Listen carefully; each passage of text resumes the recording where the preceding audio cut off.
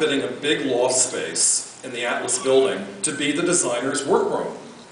And we were adding up numbers, and a finance person from the Weinstein Company, the Weinstein Company owns the show, a finance person visited us and looked at us like we were crazy.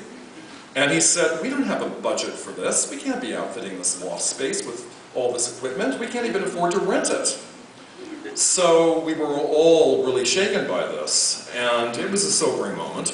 And I said, well, we're taping in August? Yes. Well, come over and look at Parsons, because it's empty in August, and we have tons of equipment, and we have the space. So the rest is history. If you've seen the show, I mean, it is at Parsons. But that's not what we disagreed on. What we disagreed on was giving the designers 24-hour access to the studios. And I said, this is not a good idea. I mean, it's enough of a stamina test, cutting off the time, but to say they can work all night, and we tape the show in 30 straight days, so there are no breaks. So I thought, we're going to have people just keel over in this room.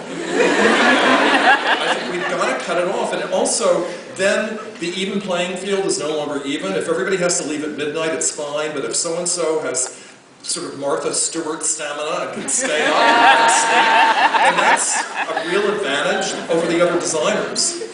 So I won that. But the other aspect that I won, I don't know if any of you have seen Bravo's attempt to replace us called Launch My Line. The other thing that I won, thank you. Well, wait to hear this.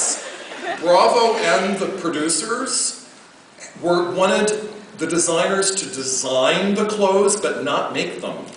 They wanted us to have a kind of sample room with pattern drafters and seamstresses and tailors that they would execute the clothes. I said, but wait a minute.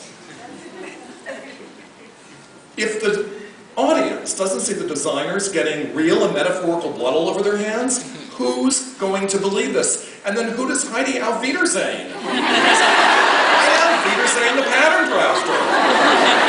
And if I were the designer, wouldn't you blame it on them? But here was the reason.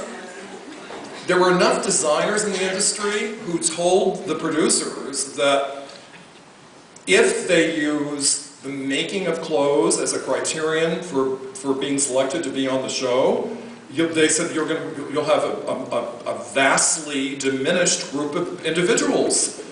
To which I said, speaking for my own department that then had 400 students in it, and I wasn't for a moment advocating that any of them should be on the show or ready to be on the show, but they know what they're doing. I said, there are 400 people in this building who know how to make clothes. What are they talking about? Does Michael Kors make clothes? No. Does he know how to? Yes.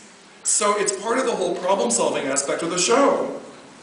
So I will also tell you that it was during the auditions for season 1 that the producers came to me about my role as well, they weren't calling it mentor at the time. I don't even remember what they were calling it.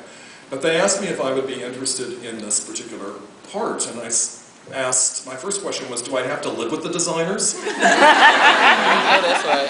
once they said no, I said, well, yeah, I'd be interested. But of course, Bravo needed to know how I would be on camera and various other things. But I have to tell you, I was mildly cynical about the whole on-camera aspect because I thought, I know what's going on.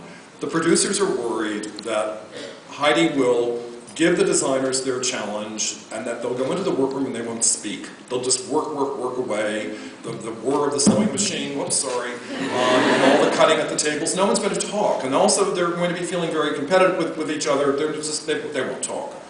So by sending me in to probe and to query, I'll at least elicit some dialogue, but I also thought, no one needs to see me, no one needs to hear my voice, they just need to see and hear the designer responding to whatever it is we're talking about. And I know all about slicing and dicing on television.